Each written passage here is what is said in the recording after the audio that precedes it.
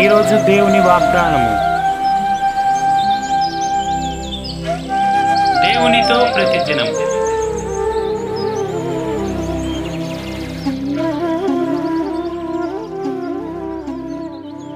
Praise the lord.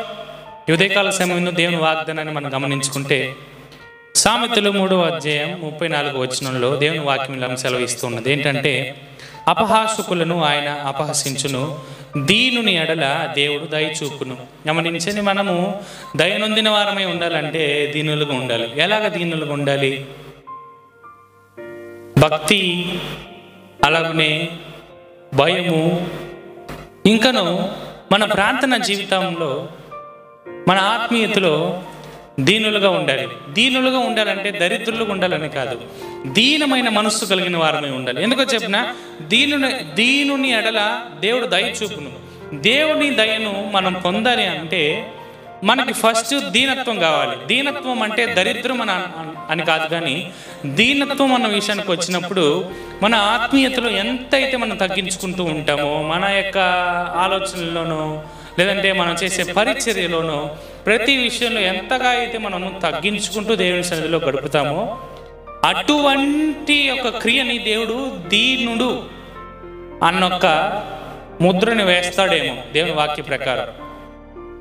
దరిద్రుడు అని కాదు కానీ, భక్తిహీనుడు అని కాదు కానీ, మనము భక్తి కలిగిన వారమై, భక్తిలో కూడా దీనత్వం కలిగిన వారమై దేవుని సన్నిధిలో ఉండాలి అని అంట. అప్పుడు దేవుని దయను మనం పొందుతాం. ఈ వీడియోను చూస్తున్న మీరందరూ కూడా, ఈ వాక్యం వింటున్న మీరందరూ కూడా దేవుని దయను పొందాలి అని అంటే మనము దీన మనస్సు కలిగిన వారమే ఉండాలంట. దీన మనస్కులై దేవుని సన్నిధిలో ప్రార్థన చేయాలి, దీన మనస్కులై దేవుని సన్నిధిలో పరిచర్య చేయాలి, దీన స్వభావం కలిగిన వారమే దేవుని సన్నిధిలో ఉండాలి, మనుషుల మధ్యలో ఉండాలి, దేవుని బిడ్డల మధ్యలో ఉండాలి. అలాగే ఎప్పుడైతే ఇలా ఉంటామో దేవుడు మనందరినీ కూడా ఆశీర్వదించును గాక. దేవుని యొక్క దయ మన మీద, నీ మీద, నా మీద, మన కుటుంబం మీద ఉంటుంది గాక. ప్రార్థన చేసుకుందామా? కృపగల దేవా, స్తోత్రమయ్యా తండ్రి, నీ దయ మా మీద ఉండాలంటే దీనుల మీద నీ దయ ఉంటుందని నీ వాక్యం సెలవిస్తున్నది. అపహాసకులను చూసి నీవు అపహసిస్తావు, దీన మనస్సు కలిగిన వారిని చూసి దేవా నీ దయను మా మీద ఉంచుతావు నీ వాక్యం సెలవిచ్చిన ప్రకారం. యేసయ్య తను నీ దయను మా మీద ఉంచండి, నీ కృపను మా మీద ఉంచండి, మా మీద, మా బిడ్డల మీద ఉంచి మమ్మల్ని నడిపించమని ప్రార్థిస్తూ ఉన్నాను. మీకే స్తుతి, ఘనత, మహిమ, ప్రభావం చెల్లిస్తూ నజరుడైన యేసుక్రీస్తు నామములో అడిగి వేడుకొంచున్నాను తండ్రి.